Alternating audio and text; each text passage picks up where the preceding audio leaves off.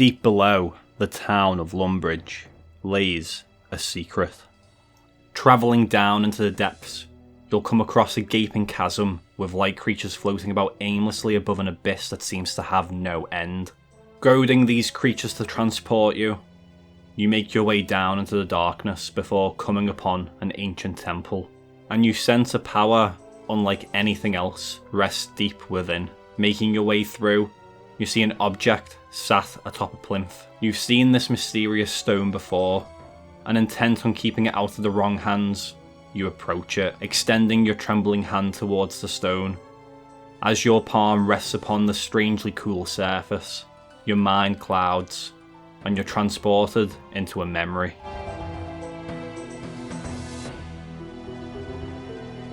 So by the time this video is released, Guthix Sleeps would have been out for just over a week or two, and oh boy, what a quest it is.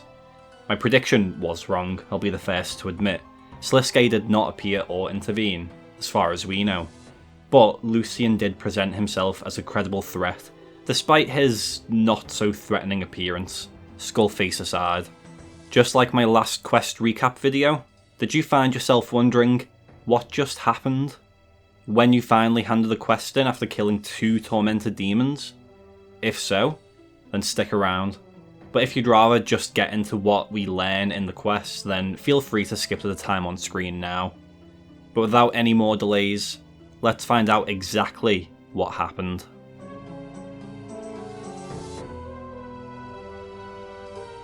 Logging in after the weekly reset, you would have noticed that a mysterious man suddenly appeared and began to follow you, imploring that he has a message for you. Taking the message, it reads, "Dear Champion, my name is Idria. I'm a leader of sorts to the Guardians of Armadil. I'd hoped our first contact would be regarding more pleasant matters, but instead I must inform you of a dire situation that I know you worked hard to prevent. Despite your efforts in safeguarding the staff of Armadil for us, the resourceful Lucian found another route to our beloved treasure. While Lucian may now have his prize, there is still a chance to put an end to his plots. If you are willing to help, please make haste to Ivy Sophista, our ally in Tavali. Yours most respectfully, Idria." Now it's worth mentioning that that is the text you get if you did not give the staff of Armadil to Lucian. You do get an alternate text if you gave him the staff oh so long ago, but I'll put that message on screen now. Clearly seeing that there is adventure on our doorstep once again, we pack our bags and we go to meet Ivy Sophista, where our quest officially begins. Having been given the lowdown of the whole situation with Lucian, and how he is seeking to attain godhood, just like another mahjarrat that we know, we go upstairs and speak to Thayrisk. Although very shortly into our conversation, we're attacked by 2 assassins, which did actually kill me when I first started the quest. They just absolutely caught me in brainless mode, but once these 2 are dealt with, Thayrisk tells us about the Cruxaqual, a sect of Guthix believers that attempt to combat threats to Gielinor, and how they're the ones moving against the mahjarrat. Only if they knew about Sliskai and the Elderhorn. With Lucian growing in power, the Cruxaqual have allied with the Guardians of Armadil, and are seeking to be allied with the Temple Knights as well. 3 factions coming together for the common good. Sounds idyllic, doesn't it? And, you know, as the obligatory fetch quester in the world, we are tasked with finding someone named Mavario. In our task of finding Mavario, we get a new pet. Sort of. This lovely chap, the Broav. It's a shame it's not classed as a real pet at the making of this video, but come on Jagex, you know we want this. We use the Broav to find Mavario's secret base before we infiltrate it and fall for some very, very obvious traps. But it's here we find his research notes, amongst some other stockpiled supplies. We'll get into the notes in the next section, but all you need to know for now is that Mavario has been searching for the Stone of Jas for a very long time, and he's travelled far and wide searching for clues. With the notes in hand, we rush back to Tavali and hand them over, before promptly being told that we need to move to the next base, located within the White Knight Castle in Falador, because the Cruxaqual are now officially the sponsor of the Falador White Knights. Well, Not really, but alliances can be fun. We shoot off quickly to help Idria survive an ambush from mercenaries before regrouping at the castle once more. And then we get to play spy, and we pull in one of many strangers that have descended upon Draenor by planting a teleportation orb on them. Though they smash our truth serum, we go about making another one while running another errand. And for this, we need to don our eye patch and put on our best Samuel L. Jackson voice, because there's a great idea playing out. What's that idea, you ask? The idea was to bring together a group of remarkable people. See if they could become something more. See if they could work together when we needed them to fight the battles that we never could. That's right, we are recruiting the Avengers of RuneScape. So you've got two options. You can either go and contact them in person, or just whack on the Astral Spellbook and NPC contact them, which really helps cut down on time. Toriel, Mazchina, Joradel, Cerissus, Gommel, Haralak and Sloane all come together in the name of justice and put their swords, axes and fists to help us take on the Mahjarrat. Oh, and Hazelmere comes too, but he does invite himself. But we love him, so it's okay. Once the teams have assembled, we use an improved truth serum that we, very kindly, ask the strangers to drink. We finally get a name that we can hunt. The Dark Squall. We infiltrate the Black Knight Fortress and find a secret passage, where I've gotta say, the Elite Black Knight's armour is probably one of the best looking sets in the game. Same goes to the Ranger sets, but anyway. We kill a few of the Elite Knights and get 2 sets of armour so we can rescue Silith within the prison, located deep within the bowels of the base. Once we rescue him and obtain a set of the Dark Squall clothing, we help him gather some intel, before our eyes are set on a ladder, climb it and come across the Dark Squall himself. Or should I say, Surok Magus. Yeah, same guy who escaped his prison during the events of Defender of Varrock. Besting him at the Art of Magic, we pop a lovely tele-orb on him before we go back to the headquarters to get the plan together. Lucian's base has been uncovered, and we're dispatched to investigate. But once we have sight of Lucian, the Avengers are going to come in and help us fight. Easy enough, right? While stepping into the prison in HQ, we're swapped with Surok, and we teleport to the snowy cliffs just west of the Chaos Temple. We jump a small ledge to end up atop the Chaos Temple, which is pretty cool stuff. At least we're safe from PKs here. And here is where we make our unfortunate stand. With Lucian not being tricked by our disguise, he assaults us with magic, and things seem to go out of control very quickly.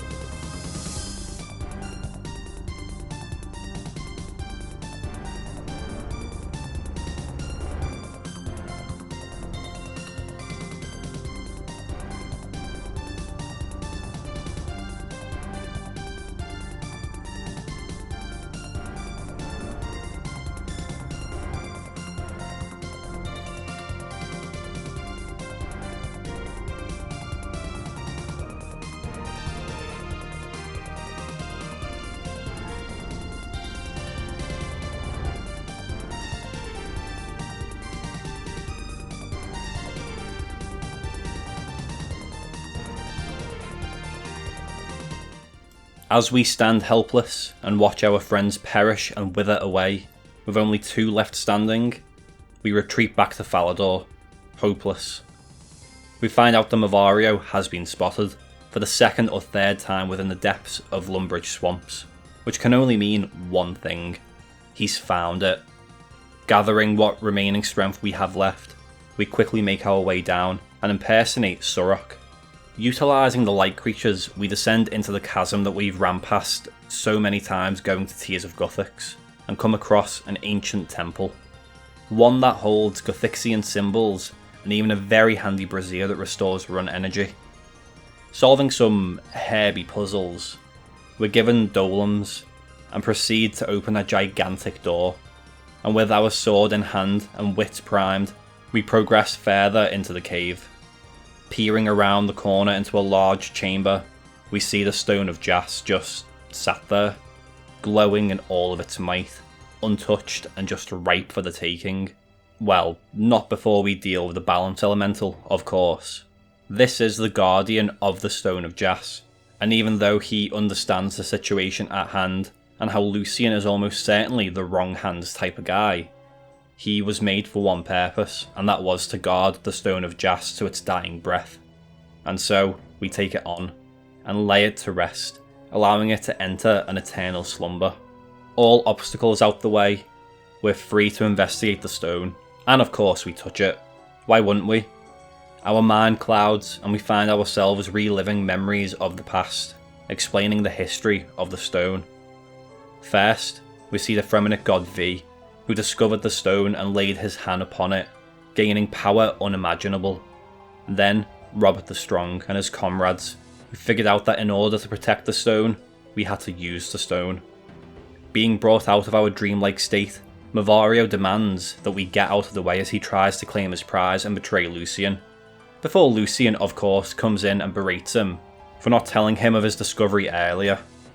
Lucian then teleports away with the stone, whilst leaving us with a present in the form of 2 tormented demons that our allies help with. We make light work of these because in touching the stone for a short time, we're powered up to these levels. If only they were permanent, man. I get we have imbued hearts, but hey, what about a pocket-sized Stone of Jas? Killing the demons, we come back to the castle and finish the quest. Our allies drained and defeated, it's back to the drawing board, and even we're told to rest. But the day will come when we'll have our vengeance, and avenge those who were disintegrated by Lucian. And now, this is a fun part. If you've completed Dragon Slayer 2 before this quest, you'll get an extra cutscene, further extending on the Dragonkin story and introducing 3 new characters. But that's all, so let's just get straight into the lore.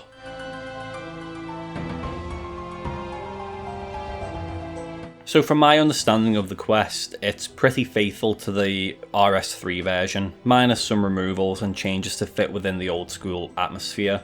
But Jagex are going to be addressing that, so I don't have much more to say on that matter. First, we can look at Mahjarrat's notes and what he's found in his hunt for the Stone of Jas. Volume 1 in particular details the start of his journey in the wilderness, where, as we know, it was where Zamorak had used the stone to decimate what was once Foreign-3, and turned it into the inhospitable wasteland that we know it as. The journey takes him to Mauritania, and then to a small Armadil temple where he suspects the staff of Armadil may rest. Moving to the dig site and then the Lunar Isle, he speaks of a book he obtained in which V's discovery of the stone is described, before moving on to Shiloh village. And what's interesting here is that the next place he visits is Menethos, speaking fondly of the Grand Library within the walled off city. How come he got to go in and we don't? Maybe it was before the plague set in, but this is where we learn another name for the stone, the Eye of Saradomin. Despite visiting a few other places, all we really learn of these travels is how the stories of the Eye of Saradomin, the Fist of Guthix, and the Stone of Jas are one and the same, all littered throughout history and spoken of with admiration and fear, as well as the few odd mentions of Dragonkin and their creations. Volume 2 is where things really pick up, and describes how Lucian approached Mahjarrat, funding his research in return for helping him obtain the Staff of Armadil, before he set his eyes on the stone. These journals really help us see a rough timeline of the stone, how it's been moved around and exchanged hands throughout the thousands of years of its existence on Gielinor. Guthix, V, Zamorak, Saradomin, Lord Draken, Guthix again, and then finally, Lucian. All those who had claimed ownership of the stone and sought to use its power, for good or evil, have felt the immense strength it gives to those who lay their hand upon it. And who feels the burden the most when the stone is used? The Dragonkin. Those who have been cursed to guard it, but forever failing, being sent into a murderous rampage whenever the stone is used for any purpose. That is the last cutscene we see in the quest. 3 new Dragonkin being released, now that Zorgoth is dead. Strisaf, Sithhap, and Sakurth. We had enough issues with Zorgoth, and now we have triple the trouble. During our escapades within the ancient Guthixian temple, we can also find a collapsed tunnel with a skeleton clutching a note, reading, "Work on the archive is to be abandoned. We must hope that the progress already made will be enough. There is a higher priority now, and it will require every resource we have. Guthix guide us." Which is pretty mysterious, right? What archive? What was this higher priority? While I have no answers I can give to you right now, I'm hoping that in due time I'll be able to shed the mystery away. Another nice addition to this quest was the battle we have with Surok. Being unique to Old School Runescape, we finally managed to imprison him again after a lengthy battle of the wits using magic. And once we've beaten him down to the ground, it'd be a pretty good time to tell him to subscribe to the channel, wouldn't it? Finally, we can speak about the Balance Elemental, which, again, amazing fight. I enjoyed it a fair bit, and his graphics are really good, so what's not to like? He even has that mysterious vibe around him, telling us he's seen our past, present, and future, before refusing to elaborate and attempting to cave our skulls in. So all in all, pretty cool fight. And it does show us that Guthix knew there would be those who would attempt to claim the stone during his slumber, and he left adequate protection for it. But before we go further, I just want to pay respects to the fallen comrades we lost during this quest. Truly somewhere iconic to RuneScape, and they will be missed dearly. Could we get some Fs in the comments to pay our respects?